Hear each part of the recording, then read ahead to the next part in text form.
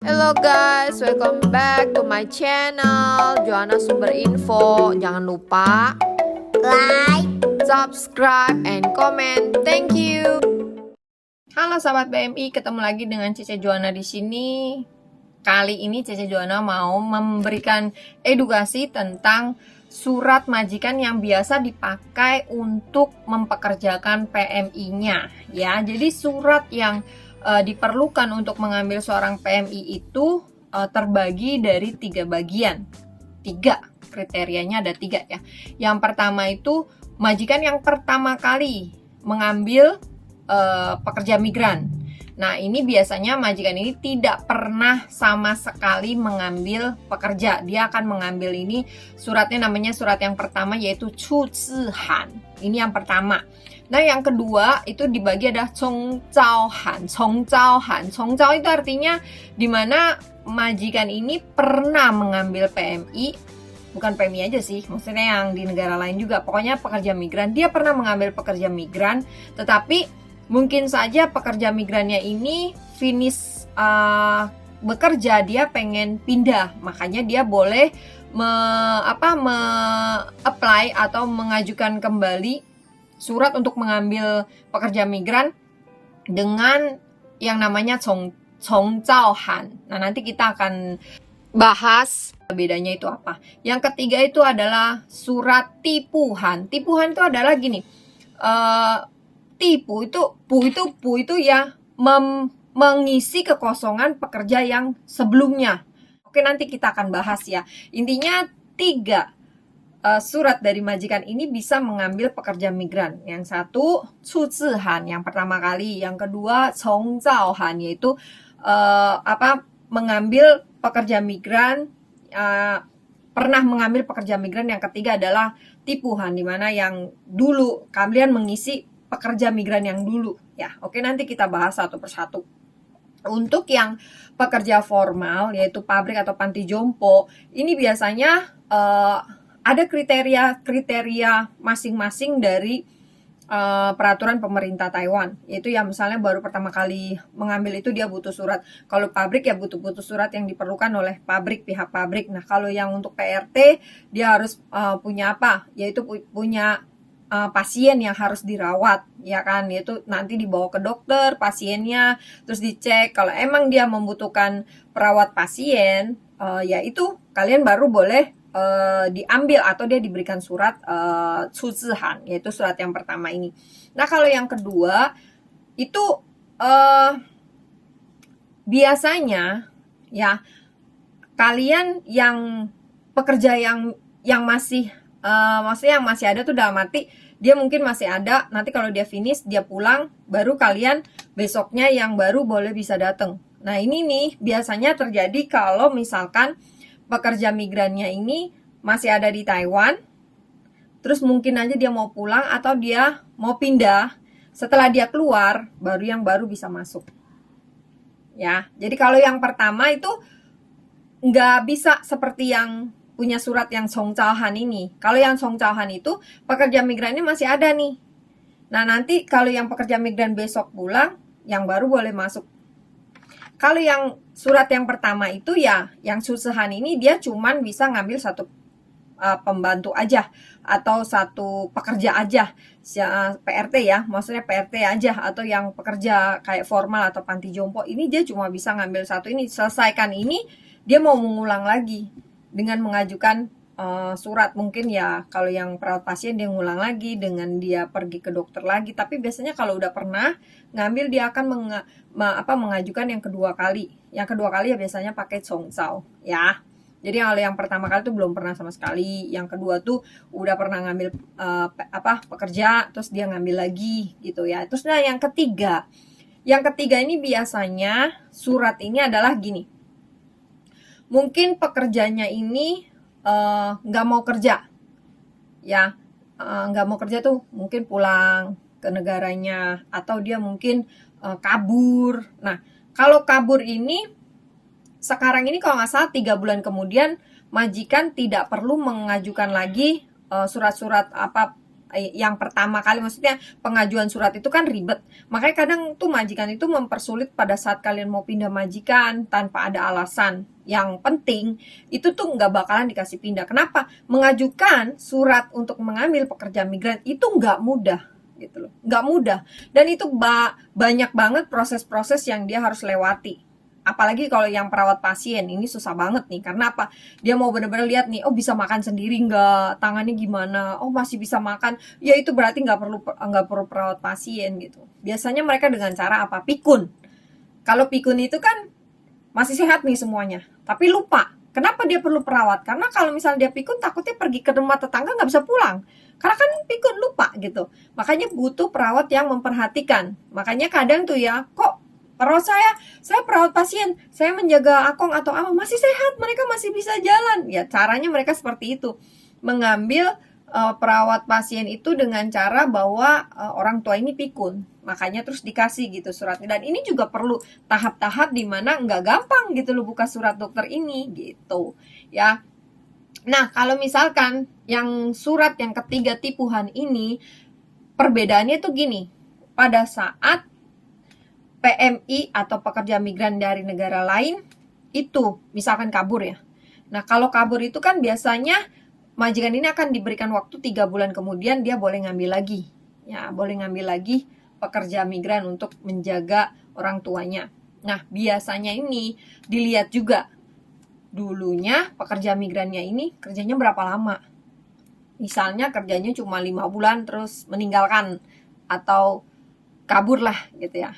Misalkan kabur nih, berarti 5 bulan. Nah, setiap satu surat ini 3 tahun. Berarti dia harus kurangi. Berarti masih ada 2 tahun 7 bulan, ya kan? Nah, jadi kamu tuh masuk kok tahu-tahu gini, aku loh masuk ke Taiwan kan biasanya kontrak tuh 3 tahun ya. Tapi kenapa ya saya kok cuman 2 tahun 7 bulan tuh katanya udah finish. Soalnya saya gantiin orang lain. Nah, ini, makanya inilah surat yang dipakai sama majikan karena dia mungkin mau bikin lagi tuh sulit gitu. Karena memang yang dijaga mungkin pikun, jadi dia ribet kan, mesti bolak-balik. Mungkin pemeriksaannya bukan hanya sekali aja ke dokternya. Makanya karena takut ribet atau ya ribet, bukan takut ribet, emang ribet. Karena ribet, makanya majikan ini akhirnya mengambil pekerja itu setelah dia mendapatkan izin lagi.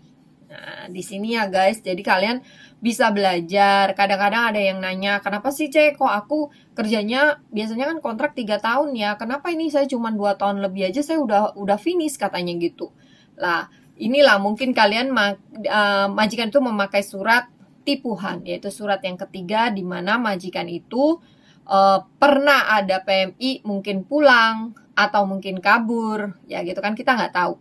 Tapi kalau misalnya majikan itu punya punya surat yang finish, yaitu berarti ya yang surat yang pertama Tsuzihan atau yang Songzhaohan.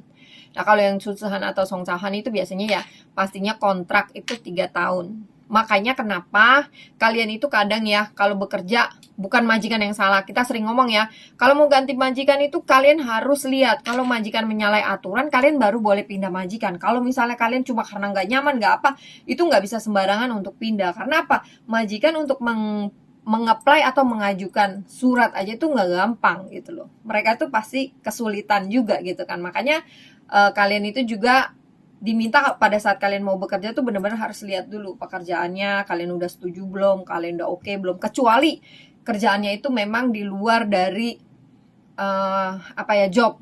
Misalnya tuh dibilang ini jaga orang tua, ternyata di situ suruh bersihin villa lah, suruh bersihin rumah lah, bla bla bla. Nah, itu kalian baru boleh pindah. Ya, setiap surat intinya itu satu kontrak 3 tahun.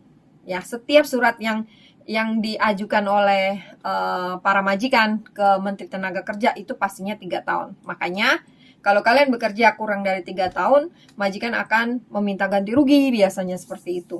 Ya, dan itu juga mesti dilihat, jadi juga nggak bisa sembarangan. Mintanya nggak bisa kayak ugal-ugalan gitu, ya. Dan semoga kalian bisa paham dan mengerti tentang surat-surat majikan yang diajukan. Ini biasanya bisa tahu di mana, cuma agensi sih sebenarnya yang tahu. Cuma nanti kalian tuh bisa taunya kalau misalkan yang surat yang ketiga nih.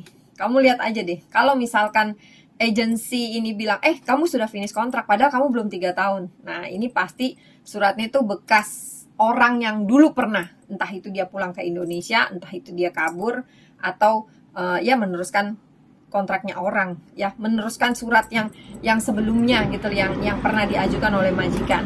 Ya, ini biasanya suka terjadi sama para pekerja migran dan sering ditanyakan. Dan semoga kalian mengerti.